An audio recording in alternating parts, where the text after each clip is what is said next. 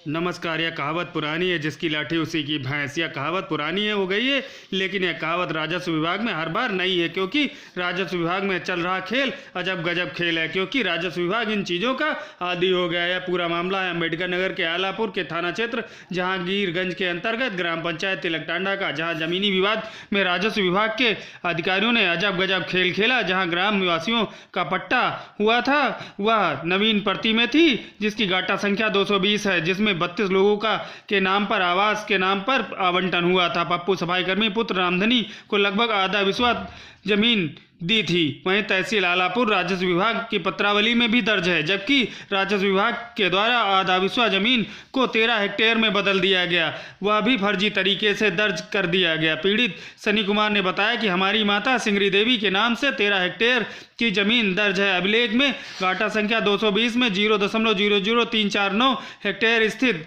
ग्राम तिलकटांडा राजस्व अभिलेख में नवीन प्रतिभूमि है। सनी के विपक्षी पप्पू सफाईकर्मी द्वारा पट्टा भूमि पर कब्जा कर आवास का निर्माण करने लगे। सनी ने जब इसको रोका तो जमीनी मामला है जिसमें हम लोगों का आवासीय पट्टा हुआ है। को कम से कम 32 लोगों का पट्टा कराई तो गई, लेकिन राजस्व विभाग की मिलीभगत से गलत पैमाइश की गई। वहीं राजस्व विभाग की ग्राम सभा की से पप्पू सफाईकर्मी प्रभावशाली होने के कारण 32 लोगों का पट्टा हुआ है, कम से कम 28 जमीन। यह मामला न्यायालय में और इसमें पप्पू सफाईकर्मी जो हैं अवैध तरीके से कब्जा कर रहे हैं, अपना आवास निर्माण कर रहे हैं। और हम लोग जब रोकने लगे तो ये मार करने पे, झगड़ा करने पे उतारू हो गए। तो हम लोग चले गए तहसील पे हम लोगों ने मांग की, पैमाइश की मांग हुई। क्या नाम है, नायब तहसीलदार आए और पैमाइश। तहसीलदार का नाम क्या है? नायब तहसीलदार का नाम राज कपूर है। और ये इन लोगों ने नाप जोख के रिपोर्ट तैयार किया, जिसमें पप्पू सफाईकर्मी का 6 एयर का पट्टा है और इन लोगों ने 13 एयर का पट्टा इनको बना के दे दिया। और पप्पू सफाईकर्मी जो है पट्टा फार्म 13 एयर का भी लगाए हैं, जो फर्जी तरीके से लगाए हैं। और ये हाई कोर्ट में 6 एयर का पट्टा लगाए हैं। हम प्रशासन से ही जानना चाहते हैं कि क्या इसमें 6 एयर सही है या 13 एयर सही है, और फर्जी कौन सा है और सही कौन सा है। और हमको बार बार जब प्रताड़ित किया जाता है प्रशासन के द्वारा कि तुम गलत हो। क्यों गलत हैं यही जानना चाहते हैं प्रशासन से हम। लेकिन प्रशासन हमारे ऊपर ही दबाव बना के कहता है साइन नहीं करते हैं। सनी साइन नहीं करते, किस बेस पे मैं साइन करूं? अच्छा ये बताइए, क्या आप इस मामले को लेकर कोर्ट में गए हैं? जी, मैं कोर्ट में गया हूं। और इसका जो है वो क्या नाम है, मुकदमा भी चल रहा है।